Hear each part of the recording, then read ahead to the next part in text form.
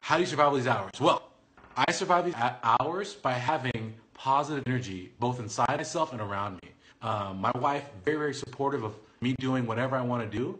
And then just me always, I have so much fun. This is not work to me. So I'm exhausted right now. I've been up since, what time did we stream yesterday? So I've been up since noon yesterday. So I've been up for quite a few hours, but I feel awesome. I feel energized. I could talk to you guys for 5 hours today if you want to keep talking. But the way you do that is you build in those, like I taught yesterday. If everyone tuned in, if you haven't tuned in, go catch it on YouTube right now.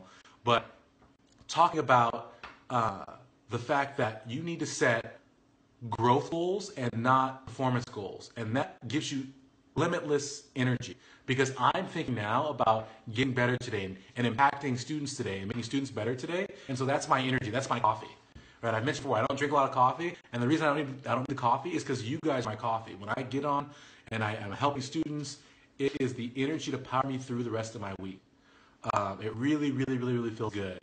So that's how I get through the hours. The other thing is that I just put my mind over matter, right? And your mind is so powerful and so important that you have to find ways to get things done, to pull energy out, to do whatever it takes to do the things you need to do. And I think that's another thing that people struggle with when you get to college is that in high school, right, you're getting good sleep because your parents make you go to sleep, and you don't have there's a lot of homework in high school, but when you get to college, there's a lot of work, a lot of studying that has to be done. And sometimes it can be overwhelming to stare at that book.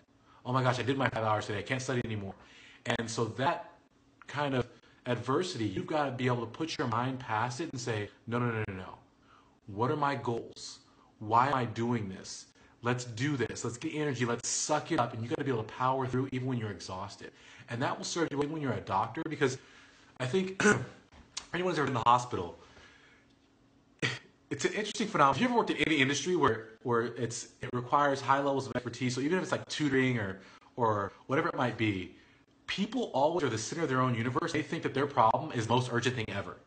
So, for example, patients will come to the emergency department and they're like, oh my God, I had a gallon of blood come out of my butt. I'm bleeding everywhere. I'm going to die. And they're frantic, and they can't understand why you're calm and just kind of going through the motions and taking the notes, saying, oh, okay, all right. You know, something. They think you need to do something now, right? Because it's urgent to them, because it's new to them. As a physician, I see people bleeding out of their butt every day, right? I see people having heart attacks every day. I see someone who can't breathe and needs a tube in their throat every day. So it becomes the norm. So I don't freak out like the patient is freaking out, like, I can't breathe. Like, it's okay, I'll put a tube in, you'll be fine. We do it every day, right? So that's the same way sorry, let me rewind. So what I mean by that is, as a physician, everything becomes kind of routine. And so you have to find ways to pull energy out when you have a patient at 2 a.m. who is extremely anxious about their chest pain. You have to find ways to say, okay, let me take that back. Let me summon the energy, even though I'm exhausted, I haven't slept, to have a 45-minute conversation about how their chest pain is really just heartburn, and all they need is the Tums, and if we relax, they feel a lot better.